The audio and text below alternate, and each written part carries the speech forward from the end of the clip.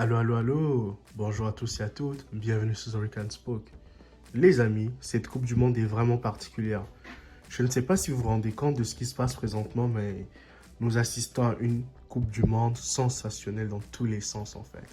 Cette Coupe du Monde nous montre aujourd'hui le niveau des équipes, le niveau des nations, nous montre aujourd'hui que les nations qui étaient autrefois considérées comme des petites équipes, aujourd'hui sont de grandes équipes et aujourd'hui jouent bien au ballon, jouent bien au football, produisent de beaux jeux et ils sont capables de tutoyer les sommets, comme on le dit souvent.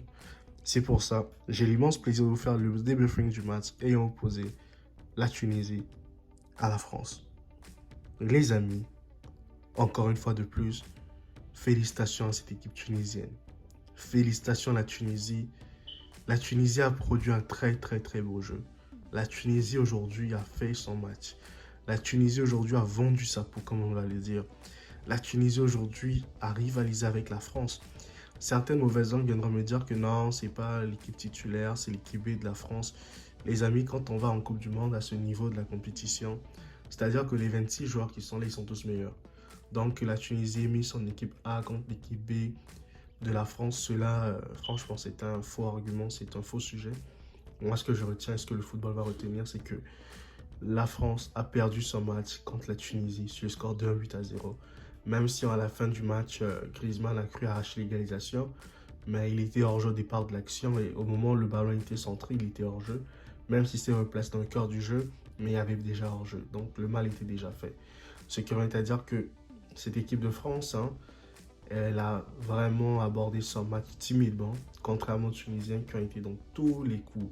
Les gars ont gagné tous les duels, ils ont vraiment menacé la France, ils ont dominé la France, l'équipe de France, et ils avaient une motivation supplémentaire, les amis.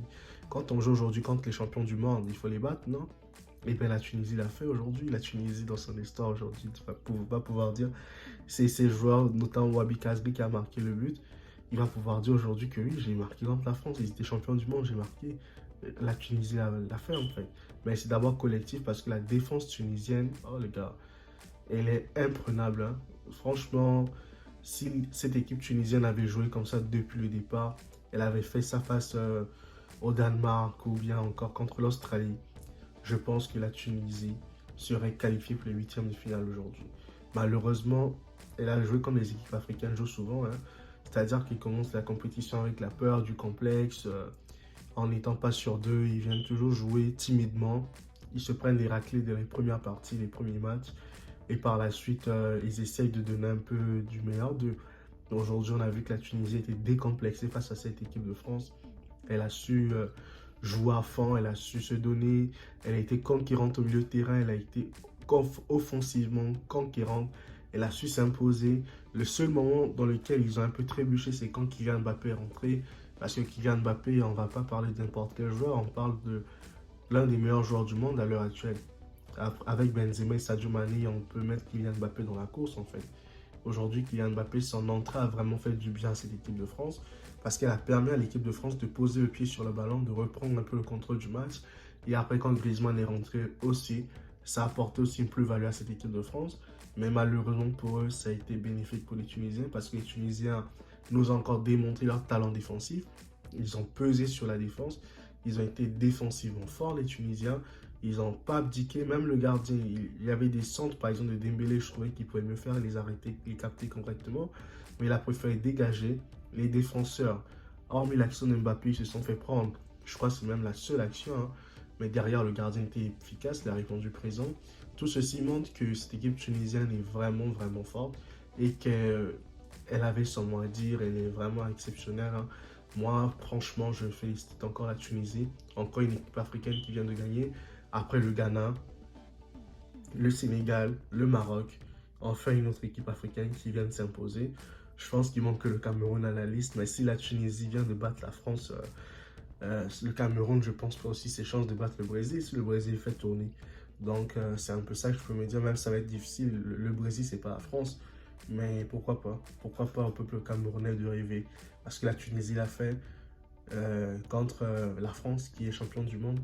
Et pourquoi pas le Cameroun le ferait contre le Brésil aussi. Donc, pour moi, tout est possible, tout est permis dans la vie. On peut se permettre de rêver, on peut se permettre d'être optimiste. C'est toujours mieux que rien, en fait. Et en tout cas, vraiment, vraiment, bravo, bravo, peuple tunisien, les amis. Bravo, bravo, les gars. Vous avez joué avec le cœur. Vous avez représenté l'Afrique dignement durant ce match. Et vraiment, non, on vous salue pour ça, les gars. Merci, merci, merci à tous. Sinon, les amis, si vous avez aimé cette vidéo, abonnez-vous massivement. Abonnez-vous, abonnez-vous, abonnez-vous, les gars.